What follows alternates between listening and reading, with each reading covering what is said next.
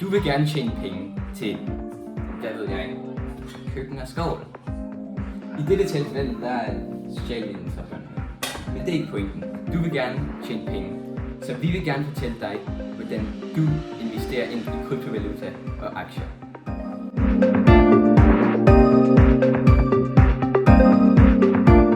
Men først, hvad er kryptovaluta og aktier? Kryptovaluta og aktier er næsten den samme ting, men ikke helt. Kryptovaluta er over digitale baser, hvor du kan investere ind i for eksempel mønter eller bitcoin, hvor aktier er, hvor du kan investere i større firmaer for eksempel. Det er sikkert her, hvor du spørger, Niklas, hvad er så det dårlige i kryptovaluta og aktier? Det lyder virkelig fedt, du kan investere i det og så tjene penge ud af det. Nej.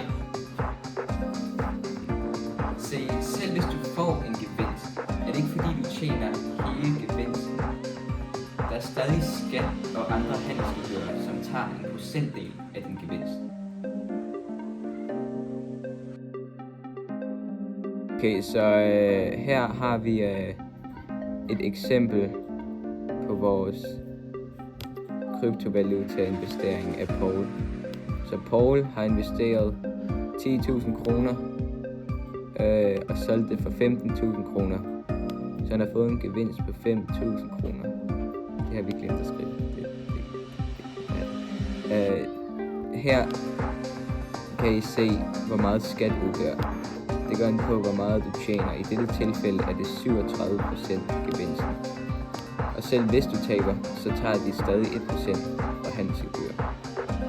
Så i alt er hans samlede gevinst 3.000 efter skat, som tager 1.850, og handelsgebyr, som tager 150 kroner.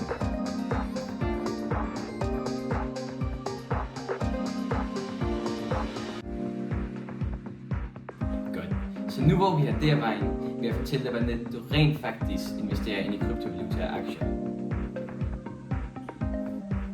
Det ved jeg ikke. Søg det.